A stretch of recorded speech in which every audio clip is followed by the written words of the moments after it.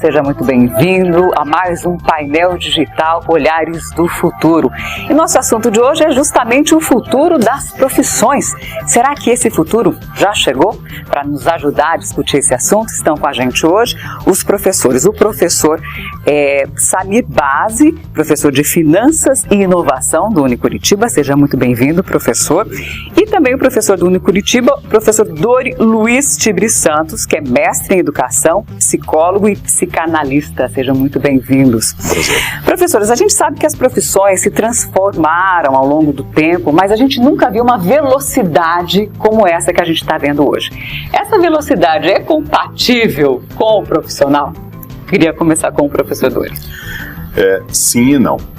Ela é inerente ao desenvolvimento humano, né? Então, as novas tecnologias que estão acontecendo, seja dentro da área de TI, dentro da medicina, dentro das áreas humanas, dentro das áreas sociais, é uma evolução natural da sociedade. Talvez o que a gente tenha que pensar é se as pessoas estão preparadas para arcar com essa velocidade. Num certo momento, me parece que sim. Mas tem, acho que, alguns pontos que precisam ser sempre enfatizados. Que pontos o senhor enfatizaria? A gestão do conhecimento, o aprofundamento do conhecimento. Eu tenho uma velha teoria, uma velha, mas extremamente atual teoria, que sempre diz que o conhecimento ele se dá a partir do produto do conhecimento. Então, quando nós vamos num restaurante e saboreamos um prato extremamente gostoso, as pessoas que se envolveram para a produção daquele prato, elas tiveram um conhecimento anterior. Você, cliente, não vê essa construção do conhecimento. Você vê ressaltada naquele produto, naquele serviço que foi oferecido. Isso vale para toda e qualquer profissão. Dentro da medicina, dentro da psicologia, dentro da administração, dentro do jornalismo. E esse olhar, né, professor Samir, ele vem com maior velocidade também, e como, por exemplo, na área de inovação, na área de finanças, essa transformação se dá? O tempo dessa transformação está sendo cada vez mais rápida. Né? Dentro da área de informática, por exemplo, tem um teorema, a chamada Lei de Moore, que é o tempo que os chips, os processadores de computadores levam para evoluir. A Lei de Moore já acabou, porque a transformação, a reinvenção, as coisas novas estão surgindo cada vez mais rápido. Isso principalmente por causa da inteligência artificial que está aí. E dentro da área de gestão, não só de gestão, de todas as outras profissões, né, o impacto dessa nova tecnologia está sendo muito grande. Né? Por exemplo, dentro da área de gestão, hoje não se concebe mais você administrar uma empresa sem ter um bom software, né, um ERP que a gente chama, um software integrado que vai aglutinar todos os dados e gerar informação para o processo decisório. Daí vem a questão que o professor Dori falou do conhecimento. Não adianta você ter ali todos aqueles dados, aquelas informações e não saber o que fazer com elas. E robô nenhum vai fazer isso por nós. Pois é, robô nenhum faz, aí entra o papel do ser humano, que é o mesmo, né, que não mudou muito, né, da sua criação, da sua formação até hoje. Como que hoje as universidades lidam com essa dicotomia, professor? Eu acho que elas ainda continuam enfatizando e têm que enfatizar essa gestão do conhecimento.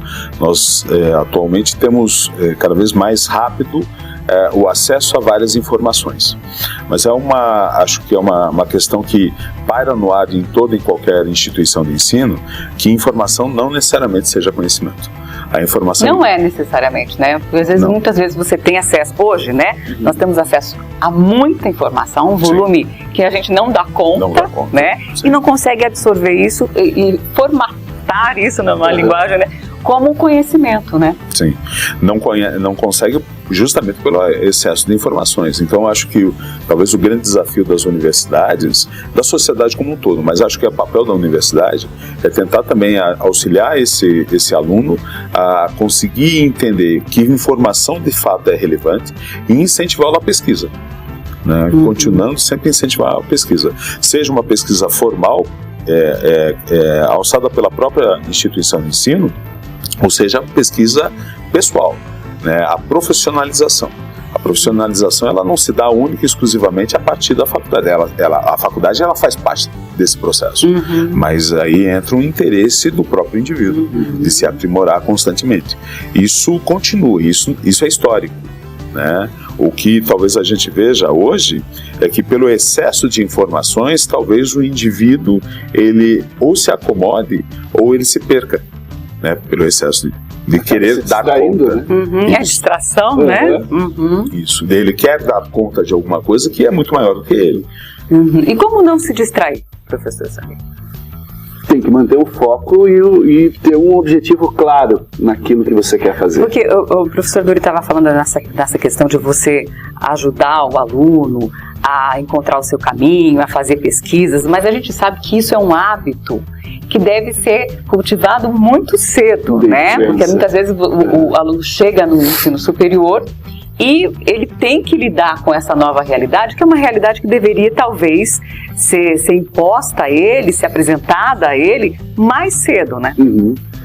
E dentro dessa perspectiva, o professor, agora no futuro, ele vai ter uma outra posição. Qual a posição? Se nós pegássemos na nossa época, que nós fizemos colégio, faculdade, o professor ele era muito mais impositivo, né? Sim. Hoje, até por causa da própria tecnologia, dessa quantidade de informação que a gente tem, o professor tem um papel mais de tutor.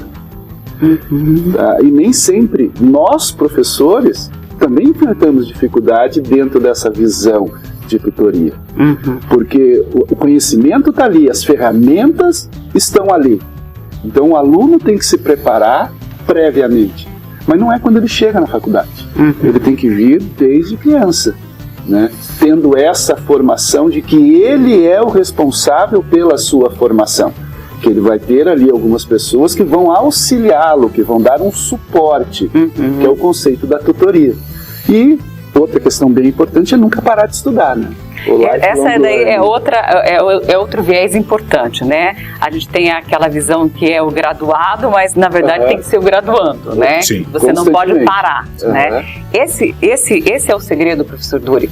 Um dos segredos para que o profissional ele não fique ultrapassado dentro da área dele. Sem dúvida. Eu sou da geração X. E talvez o grande êxito da geração X, enquanto a geração era extremamente nova, é que nós éramos detentores do saber. Boa parte da galera da geração X, de alguma forma, estacionou.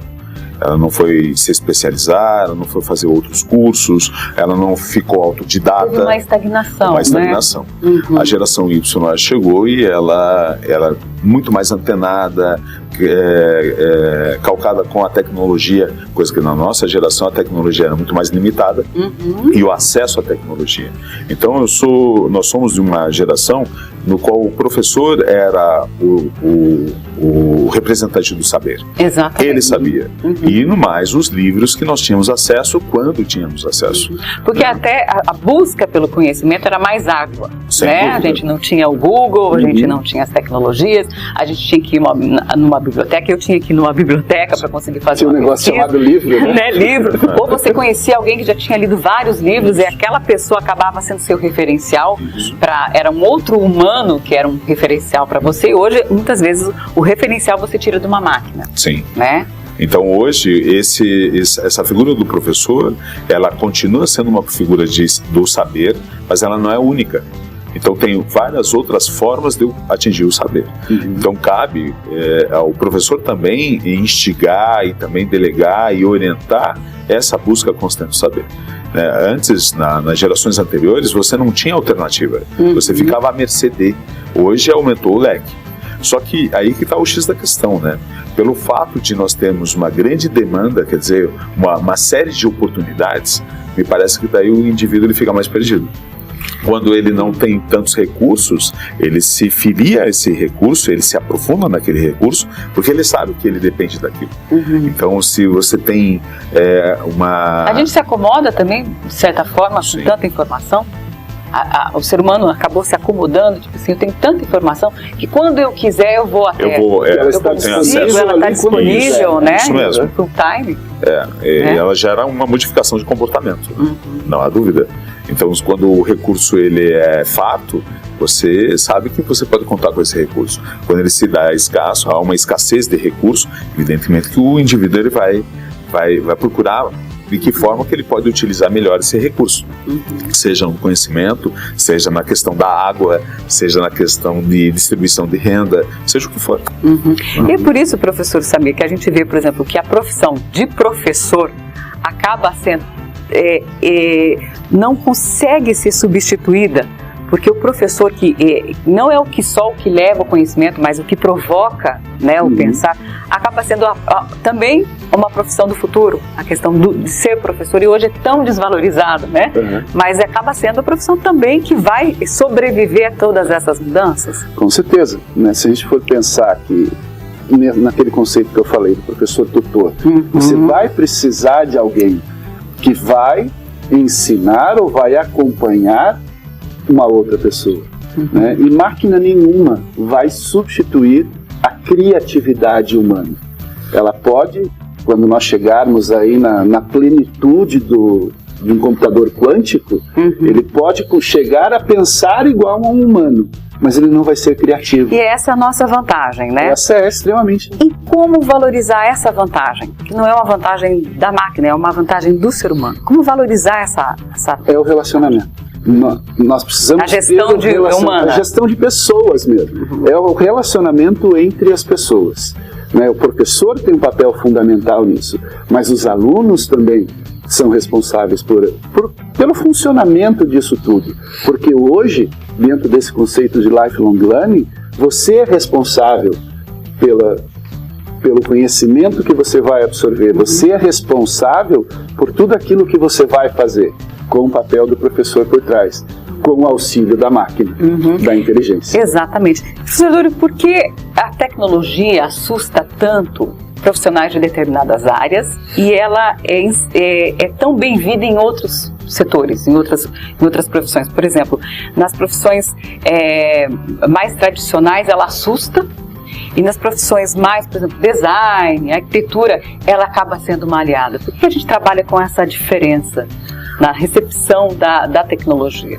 Eu penso que em algumas áreas, talvez por serem áreas históricas, me parece uma certa, entre aspas, consolidação da sua postura no mercado.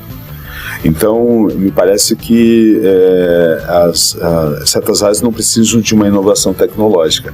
Mas esse é um ledo engano, né? Se nós vamos pegar, por exemplo, a medicina ao longo da história, ela continua a medicina, mas as técnicas, as ferramentas, elas mudaram. E que ótimo que elas mudaram. Na psicologia, houve um acesso ao desenvolvimento. Mais saúde, qualidade de vida. Se pensarmos na própria psicologia, antes mesmo da pandemia, tínhamos atendimentos remotos em situações muito bem específicas. Bem específicas. Agora, com as questões da pandemia, os atendimentos remotos são, inclusive, orientados para que, cada vez mais orientados e incentivados para que eles cada vez mais fluam. Ou seja, para alguns psicólogos, eles não viam com bons olhos a questão da tecnologia, desse atendimento virtual. Hoje, eles viram que pode ser uma aliada, a tecnologia pode ser uma aliada. Ela pode e ela é um aliado. Né? Então, lógico, talvez tenhamos pessoas que vão ter resistências a isso. Não só na psico, como também em várias áreas do conhecimento. Mas, inevitavelmente, essas pessoas, de alguma forma, elas vão ficando limitadas nas suas ações. Então, o que faz com que haja um grande movimento são novas demandas. E aí entra a adaptação do ser humano a essas novas demandas. Então não tem como ficar estagnado em termos de conhecimento. Você tem que sempre estar aprimorando, trazendo algum novo tipo de ferramenta para o conceito que você já está trabalhando. Mas uma ferramenta a mais. E essas novas demandas estão gerando novas áreas dentro do conhecimento. São o futuro das profissões, é isso? O futuro das profissões, né? Dentro do direito, por exemplo. Até pouco tempo atrás não se falava em biodireito. Exatamente. Né? Já está se falando, já estão se discutindo nos Estados Unidos, por exemplo, se uma inteligência artificial vai poder ser considerada um ser humano ou não. A gente já está nessa discussão. Já estamos discutindo isso. Runner, né? Então está gerando novas áreas dentro de áreas clássicas. Né? E tudo parte de uma demanda, né? Tudo é o mercado que pede. É o mercado, são as profissões que estão surgindo, que estão gerando a necessidade de novo conhecimento. E quem vai gerar esse novo conhecimento? A não ser nós. Porque não tem da onde surgir. Não vai ser uma geração espontânea. Sim. Nós que temos que começar a nos preparar desde já para suprir essa demanda que já está vindo do próprio mercado. Tem que ser uma provocação contínua. Sim. Na verdade, é uma geração sempre mediada, né?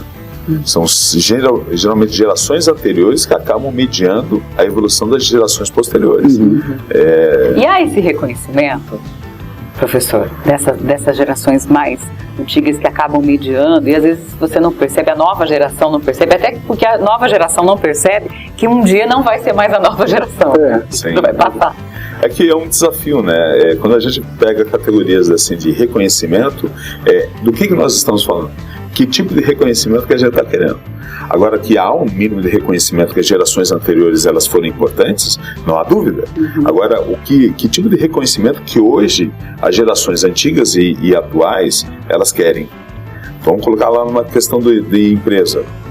Nós somos uma geração onde a hierarquização ela era muito difundida e muito procurada. Quer dizer, as promoções elas eram verticais.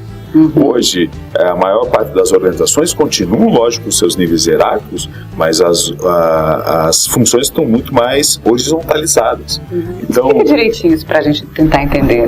Antes eu estava eu era analista X de uma área tal, e eu almejava, talvez na minha carreira, virar supervisor dessa área ou algum cargo mais gerencial. Existe isso hoje?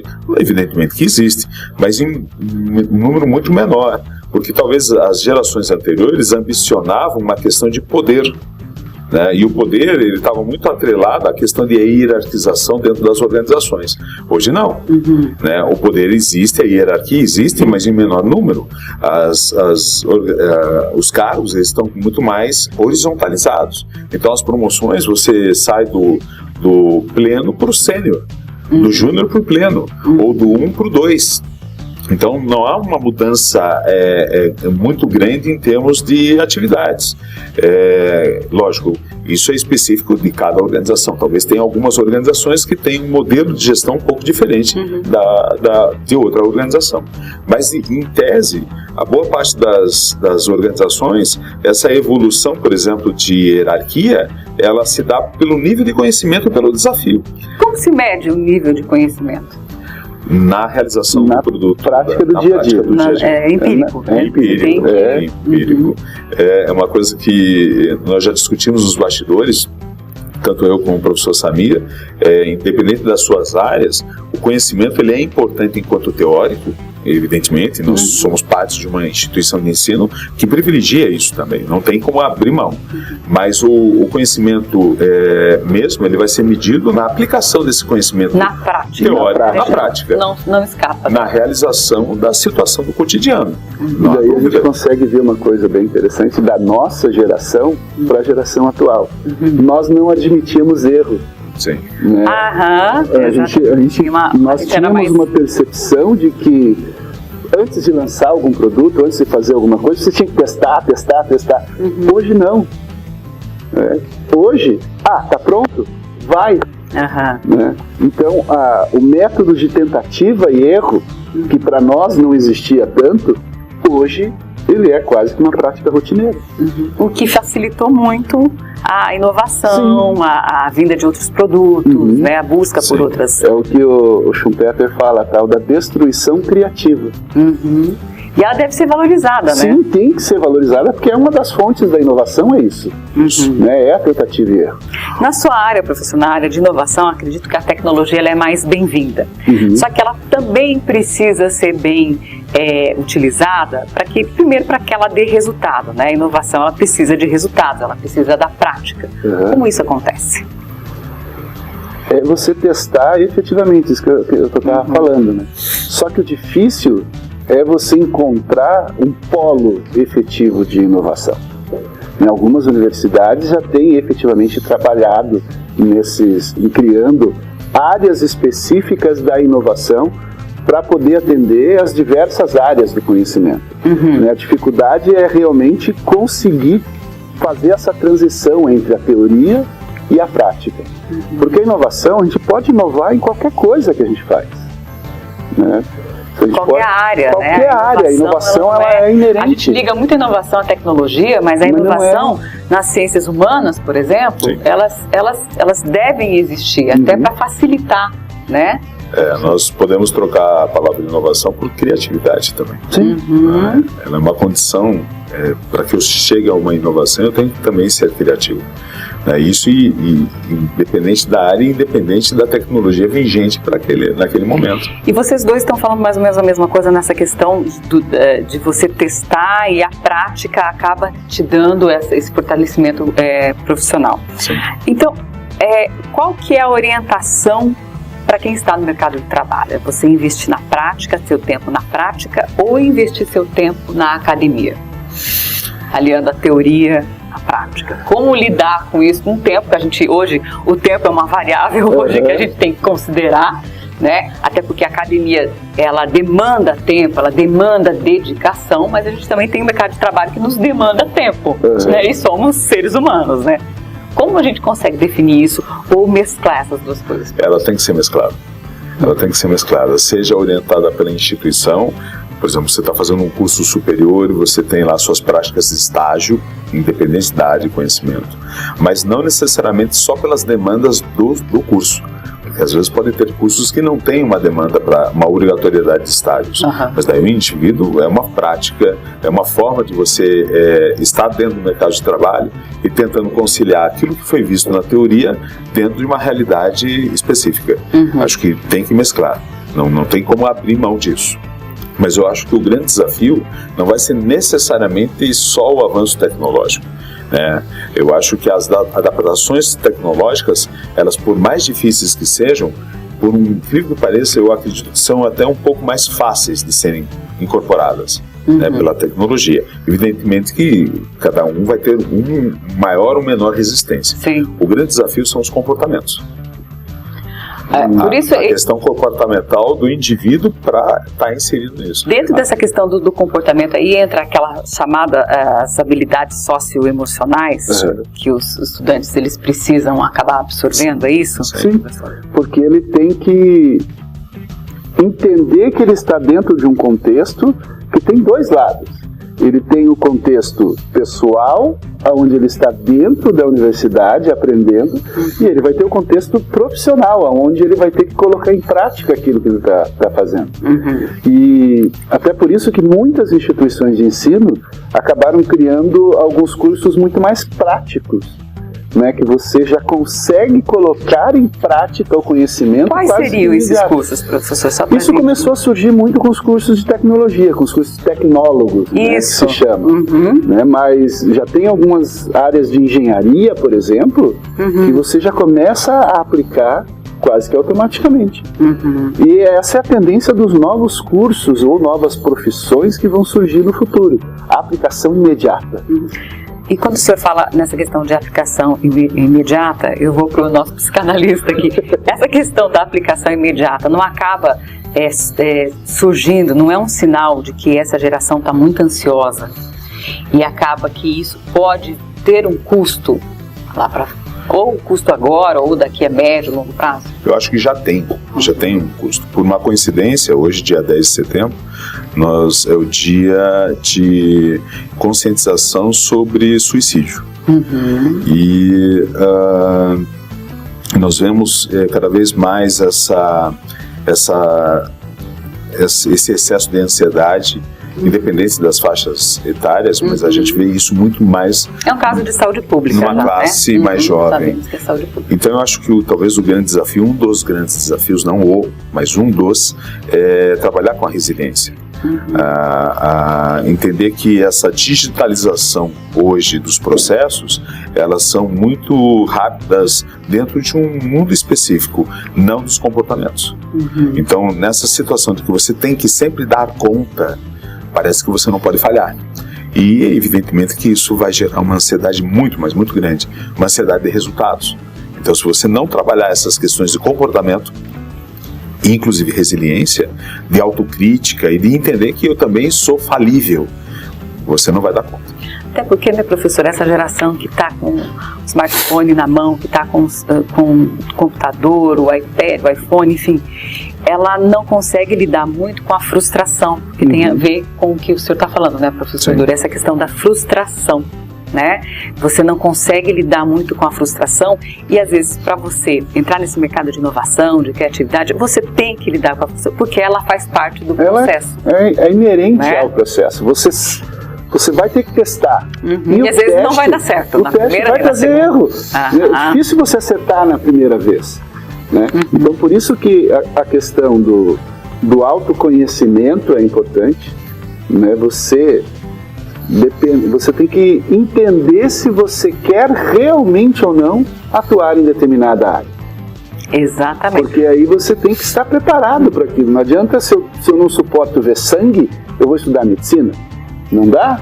Se eu não gosto de mexer com circuitos eletrônicos, eu não vou fazer engenharia elétrica. Então você tem que trabalhar, você tem que buscar uma profissão, uma área de atuação, aonde efetivamente você encontre principalmente prazer. Né? Nós costumamos falar muito, nós professores, que não temos a profissão, né? A gente não encara o papel do professor como profissão. Né? Eu costumo dizer que a gente encara como um sacerdócio, né? Porque a gente não trabalha, a gente se diverte. E tem que ser assim, né? Tem que ser assim.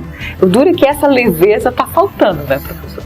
Tá. Essa leveza... Eu acho que todos nós vamos sofrer algum impacto, mais cedo ou mais tarde, do que acontece no externo. Isso também. Mesmo aqueles que têm prazer no que fazem, evidente que tem também pressões, né? Mas eu acho que o que o professor Samir nos coloca é um ponto talvez chave, talvez seja um fio da meada interessante. Se você não tiver uma autorrealização daquilo que você está fazendo, já começamos errado. Né? E a gente precisa sempre fazer uma projeção. Eu acho que hoje, inevitavelmente, a gente vai entrar num conceito muito grande de sucesso. E o sucesso, talvez por essa digitalização, essa reprodução extremamente acelerada das coisas, esse sucesso ele ainda está muito atrelado às questões materiais. E o sucesso, ele não é necessário, evidentemente que ele precisa de uma outra condição socioeconômica, não há dúvida, mas ela não é necessariamente só isso. Então, qual que é o propósito do indivíduo, né? O complicado é um jovem de 18, 19 anos ter que definir... Ter essa maturidade para definir o que ele quer fazer, né, a área que ele quer seguir. É uma responsabilidade muito grande. Mas quem disse que ele tem que acertar? Quem disse que ele tem que entrar num curso e ele tem que se identificar com esse curso imediatamente e ele não pode hoje, no meio do curso, pensar e repensar a sua vida? Aonde está escrito que não pode ter sempre um recomeço? Mas daí entra a pressão, às vezes, da família, do mercado de trabalho, da sociedade, a pressão financeira, né, para você produzir, né? Não há dúvida, mas como é que eu vou também ser produtivo se eu não estou em sintonia comigo mesmo? Isso vai também ser um caso de saúde pública. Acaba desaguando, né? Vai desaguar, mas cedo ou mais tarde vai romper, algum ligamento algum caminho vai ser desconectado. Dá um sinal, né? Professor Samir, e depois que a pessoa já fez uma graduação, o que ela deve levar em conta na hora, por exemplo, de escolher um curso de especialização?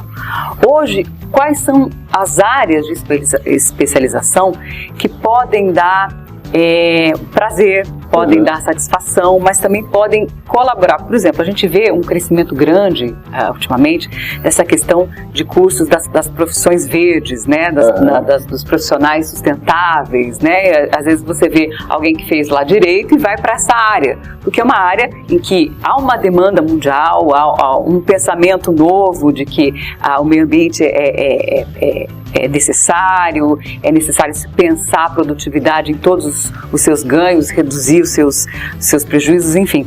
No que ele deve pensar?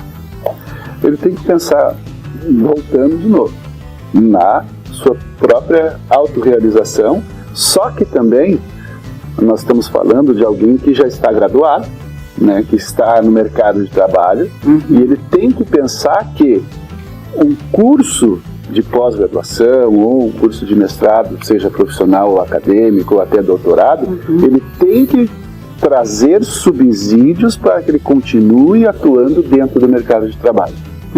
Então ele tem que buscar um suporte que vá complementar a sua formação. E para complementar a sua formação, a gente pode aí sair efetivamente da nossa área. Você deu um exemplo, tem muitos advogados que estão buscando uma especialização numa área de engenharia. Né? Exatamente. Já surgiram alguns cursos aí, por exemplo, engenharia de resíduos. Que a gente nem... Há uns anos a gente não conseguiria nem imaginar esse tipo de coisa. A gente falava em engenharia ambiental, não, agora dentro da área de engenharia ambiental abriu-se uma outra área bem específica, engenharia de resíduos. Então você já tem pessoal da área de direito se especializando em bioética, muitos profissionais da área da gestão começando a buscar uma especialização na área de tecnologia da informação mesmo. Na área de TI, buscando inteligência artificial, por exemplo, e algumas outras coisas. Então a gente tem que procurar complementar a nossa formação, mas não ir tão longe assim. Pois é, essa é uma questão que eu queria ver com o senhor também. Hoje a gente precisa de especialistas, mas que tenham um olhar plural. Sim. Um olhar holístico. Né? Um olhar holístico, de todas as formas. É também outro desafio, tanto para as instituições, quanto para os professores dessas instituições também. Sim, sem dúvida. Ele é um olhar plural, ele não é um olhar mais... Acho que isso ao longo da evolução das próprias instituições de ensino, as áreas de saber, elas estão conversando cada vez mais. Há necessidade da aproximação das mais diversas áreas de saber. E os alunos precisam entender isso, desde o primeiro dia que entra numa universidade. Mas como você estava falando de especialização, eu acredito que também tem um detalhe. Você tem que estar antenado para o mercado, como o professor Samir disse, né, porque esse mercado te agrega também melhores condições de atuação para você sobreviver nesse mercado árduo. Mas você também tem que ter a coerência de conciliar aquilo que te dá prazer.